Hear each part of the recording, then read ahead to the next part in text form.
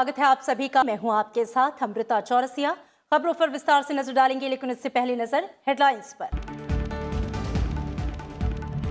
कोविड-19 पर वर्कशॉप को प्रधानमंत्री नरेंद्र मोदी ने किया संबोधित।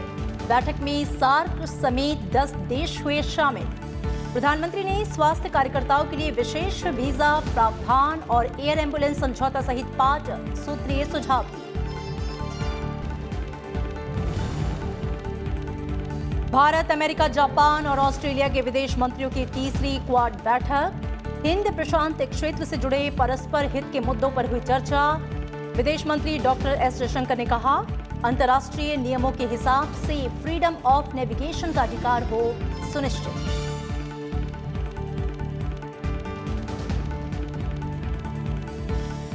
ऊर्जा क्षेत्र में निजी कंपनियों की भागीदारी बढ़ाने पर केंद्र सरकार का जोर।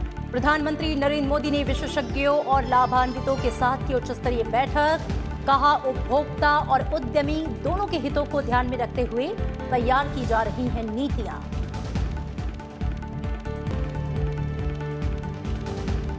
पूर्वोत्तर राज्यों का विकास और संपर्क सुविधाओं में वृद्धि सरकार की प्राथमिकता। महाबाहु ब्रह्मपुत्र जलमार्ग परियोजना शुभारंभ के मौके पर बोले प्रधानमंत्री नरेंद्र मोदी, पूर्वोत्तर क्षेत्र और दक्षिण पूर्वी एशियाई देशों को जोड़ने में महत्वपूर्ण भूमिका निभाएगा जलमार्ग। और पुदुचेरी में वी नारायणसामी सरकार को 22 फरवरी को साबित करना होगा बहुमत। उपराज्यपाल तमिलसाई सुंदरराजन ने दिया निर्देश। कांग्रेस विधायकों के इस्तीफे के बाद विधानसभा में सत्ता पक्ष और विपक्ष के पास 14 सदस्य।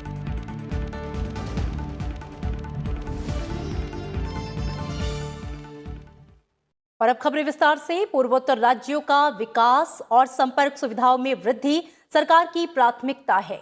वीडियो कॉन्फ्रेंसिंग के जरिए महाबाहु ब्रह्मपुत्र जलमार्ग परियोजना और धुबरी फुलबारी पुल के शुभारंभ के बाद प्रधानमंत्री नरेंद्र मोदी ने ये बातें कही।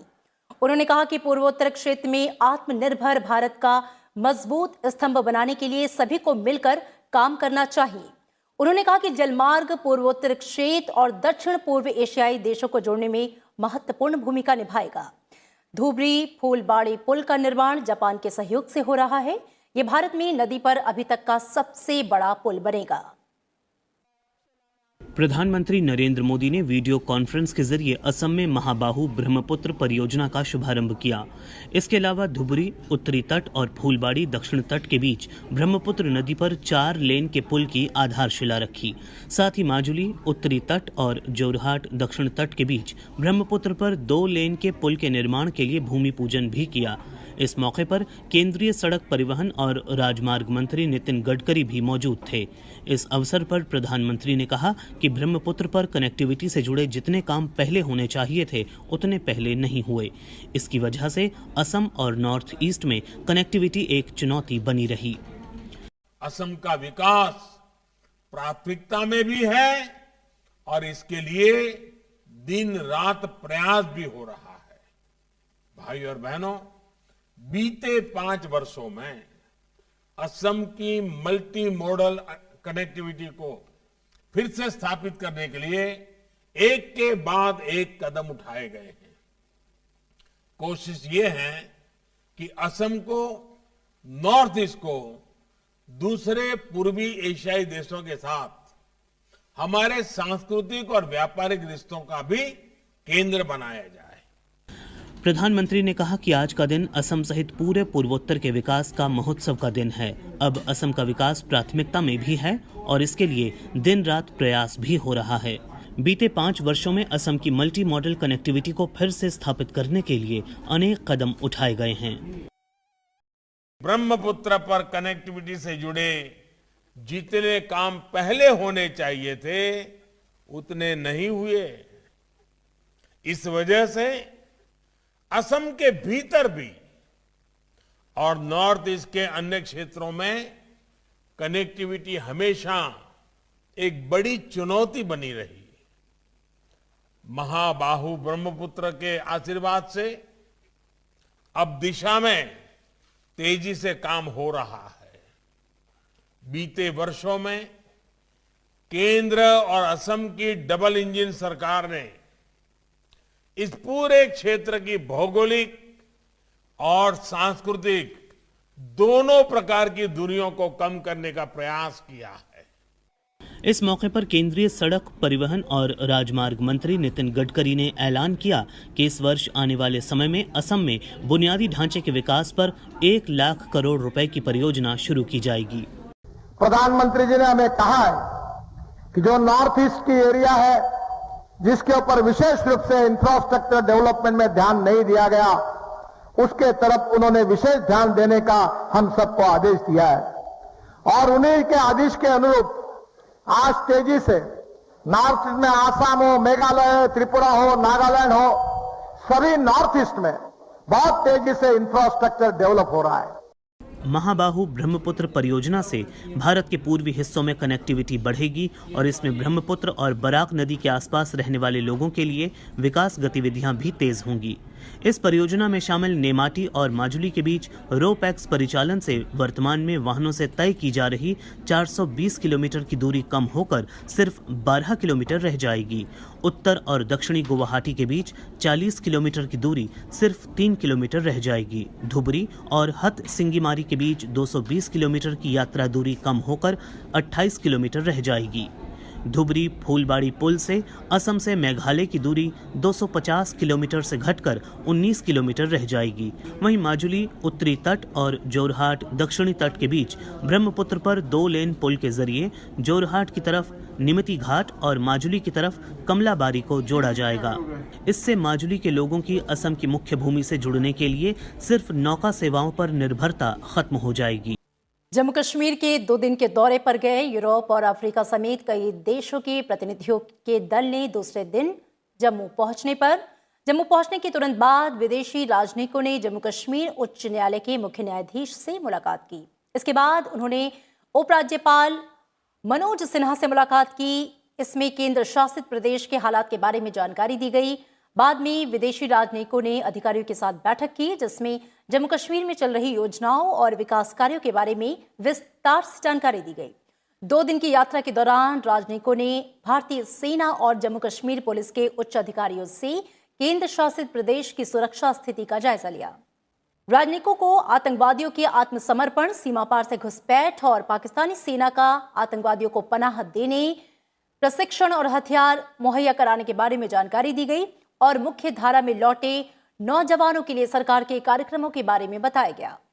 परिसीमन आयोग ने आज दिल्ली में जम्मू कश्मीर में परिसीमन की प्रक्रिया को लेकर बैठक की। केंद्र शासित प्रदेश जम्मू और कश्मीर के एसोसिएट सदस्यों के साथ बैठक में परिसीमन की प्रक्रिया पर उनके सुझाव लिए गए। पिछले साल जम्मू कश्मीर में विधानसभा क्षेत्रों के परिसीमन के लिए आयोग का गठन किया गया था। पुदुचेरी में मुख्यमंत्री वी नारायणसामी की सरकार कांग्रेस विधायक ए जॉन कुमार के बाद अल्पमत में आ गई थी। ए जॉन कुमार ने मंगलवार को पद से इस्तीफा दिया था। इससे पहले कांग्रेस के 3 अन्य विधायक भी पद से इस्तीफा दे चुके थे और एक अन्य कांग्रेस विधायक को पार्टी विरोधी गतिविधियों में शामिल होने के चलते अयोग्य करार दे दिया गया था। ए जॉन के इस्तीफे के बाद पुदुचेरी विधानसभा में कांग्रेस सदस्यों की संख्या 10 हो गई है और पार्टी के पास डीएमके के 3 और 1 निर्दलीय विधायक का समर्थन है। वहीं विपक्ष में एआईएनआर कांग्रेस के 7 सदस्य हैं और एआईएडीएमके के 4 विधायक। वहीं बीजेपी के 3 नामित सदस्य हैं। ऐसे में विधानसभा में सत्ता पक्ष और विपक्ष दोनों के पास 14 सदस्य हैं। तेलंगाना की राज्यपाल तमिलसाई सुंदरराजन ने आज ही केंद्र शासित प्रदेश पुदुचेरी के उपराज्यपाल का पदभार संभाला है। मद्रास हाईकोर्ट के मुख्य न्यायाधीश जस्टिस संजीव बनर्जी ने आज सुबह तमिलसाई सुंदरराजन को पुदुचेरी के उपराज्यपाल पद पर शपथ दिलाई। भारत, अमेरिका, ऑस्ट्रेलिया और जापान के विदेश मंत्रियों की बैठक में कोरोना पश्चात दुनिया में सहयोग के मुद्दे पर चर्चा हुई। बैठक में हिंद प्रशांत के मुद्दे पर काफी विस्तार से बात हुई। बैठक में विदेश मंत्री एस जयशंकर, अमेरिकी विदेश मंत्री एंटोनी ब्लिंकन, ऑस्ट्रेलियन विदेश मंत्री मैरिस पेन और जापान के विदेश मंत्री टोशिमित्सु मोटेगी शामिल हुए। क्वाड के विदेश मंत्रियों की ये तीसरी बैठक है। चारों नेताओं के बीच जलवायु परिवर्तन के अलावा क्षेत्रीय सुरक्षा और शांति स्थापना में क्षेत्रीय देशों और आसियान जैसे संगठनों की भूमिका पर भी चर्चा हुई। चारों विदेश मंत्रियों के बीच ये बैठक वीडियो कॉन्फ्रेंसिंग के जरिए हुई। केंद्रीय गृह मंत्री और बीजेपी के वरिष्ठ नेता अमित शाह ने कहा कि आगामी विधानसभा चुनाव के पश्चिम बंगाल में बीजेपी की सरकार बनने पर राज्य में केंद्रीय योजनाओं को तेजी से लागू किया जाएगा। अमित शाह आज दक्षिण 24 परगना जिले के नामखाना में एक जनसभा में शामिल हुए और बीजेपी की परिवर्तन यात्रा के 5वें और अंतिम चरण की शुरुआत की। उन्होंने ममता बनर्जी पर जमकर निशाना साधा। अमित शाह ने किसानों की तरह मछुआरों के लिए मछुआरा निधि सम्मान शुरू करने का वादा किया। उन्होंने कहा कि बीजेपी की परिवर्तन यात्रा राज्य सत्ता बदलते ही नहीं बल्कि जनता की स्थिति को बदलने की परिवर्तन यात्रा है। ये यात्रा पश्चिम बंगाल के हर विधानसभा क्षेत्र से गुजरने वाली है। ये परिवर्तन यात्रा का 5वां चरण शुरू हो रहा है और ये परिवर्तन यात्रा बंगाल के हर विधानसभा क्षेत्र के अंदर जाने वाली है। 294 विधानसभा क्षेत्रों से ये परिवर्तन रथ गुजरने वाला है। परिवर्तन यात्रा की शुरुआत के बाद अमित शाह ने नामखाना के नारायणपुर गांव में एक शरणार्थी परिवार के साथ भोजन किया। इसके बाद अमित शाह नामखाना में एक रोड शो में शामिल हुए। उन्होंने कहा कि केंद्र ने बंगाल की जनता के विकास के लिए ढेर पैसे भेजे हैं, लेकिन ये राशि राज्य में सिंडिकेट की भेंट चढ़ गई। मित्रों, बंगाल के विकास के लिए मोदी जी ने ढेर सारे पैसे भेजे, मगर ये सारे पैसे भेंट चढ़ गए दीदी की सिंडिकेट के। मैं आपको बताना चाहता हूं, कांग्रेस की सरकार थी तब 5 साल में कांग्रेस सरकार ने बंगाल के लिए 1,32,000 करोड़ रुपया भेजा था। 1,32,000 करोड़ रुपया। और नरेंद्र मोदी सरकार ने 5 साल के अंदर 3,59,000 करोड़ रुपया भेजा है। 3 लाख। अमित शाह प्रदेश के 2 दिवसीय दौरे पर हैं। वे कल रात बंगाल पहुंचे। उन्होंने सुबह भारत सेवाश्रम संघ से बंगाल दौरे की शुरुआत की। इसके बाद अमित शाह गंगा सागर गए और कपिल मुनि आश्रम में पूजा अर्चना की और इसे अंतर्राष्ट्रीय पर्यटन केंद्र के रूप में विकसित करने की बात कही। उन्होंने संघ के संस्थापक स्वामी प्रणबानंद की महाराज की 125वीं जयंती पर श्रद्धा सुमन अर्पित किए। शाम के समय उन्होंने कोलकाता में अरबिंदो भवन का दौरा किया। और इसी के साथ फिलहाल इस बुलेटिन में इतना ही।